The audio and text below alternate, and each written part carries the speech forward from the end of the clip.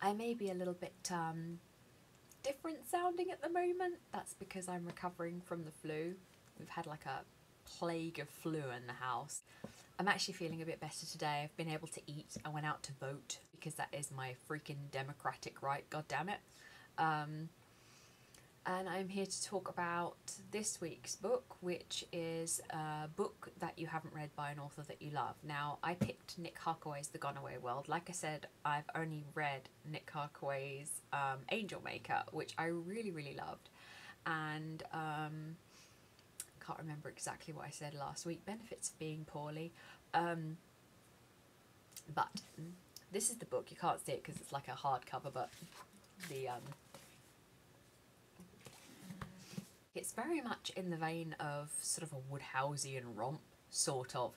When I finished reading it, I sort of went on Twitter and described it as Fight Club on LSD meets The Expendables and explodes in slow motion, and it kinda is. That's pretty much the only way that I can describe it. It's a deeply literary book. There are lots of asides into history and the history of particular characters, and some asides I found really, really interesting, and others I was just like, oh, for God's sake, can we just get on with the plot? But the writing is excellent, so I ploughed through most of those bits. Other bits I am slightly ashamed to say I skipped over. It is what happens in the wake of this gone away war, and there's a pipe built that spews this stuff in the air, Fox, I believe it is. And that stops the remnants of the gone away war. What has gone away is the information in matter and energy. There's a bomb that just disappears chunks of reality, just where things were they no longer are. And of course, what happens then is not what's expected by the scientists. They think it'll just be fine, you know, be fine, nothing happened. What happens is that matter and energy go searching for information elsewhere, mainly in the human mind, and of course the human mind is full of the horrors of this gone away war, so the first thing that happens is like this remnant, this imaginary remnant of war sort of floods across the country and all these other stuff, and eventually this massive great big pyramid-sized city is built that moves, and it disgorges out the back end of it, the Yorkman pipe. And that sort of makes this circuit within which everything is livable. And what happens at the beginning of the book is that a section of the Yorkman pipe explodes. And it is this team of ex-military types who have become pipe-fixing truckers that are called in to fix it. And it's what happens after that. And it's sort of like there's lots of flashbacks to the gone away war itself and before that, and the life of the protagonist and his best mate Gonzo.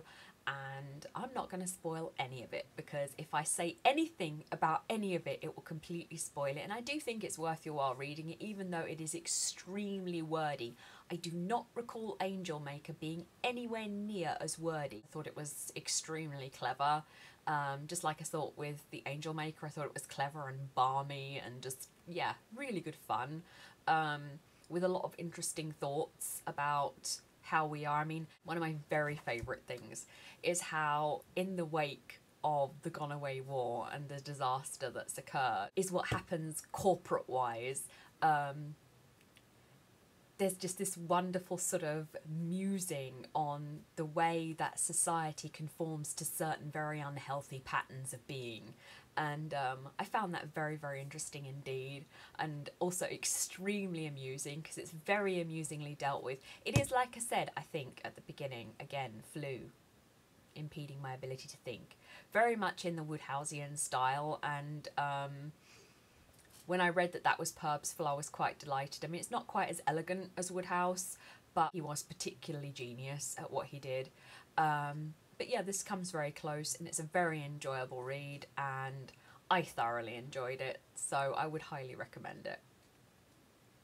And I would highly recommend any other of Nick Harkaway's books. I'm supposed to be reading Moby Dick for next week, which is the book over 100 years old, but it's ploughing, and I've been ill, so I'm using that as a total excuse to get out scot-free from reading that straight away.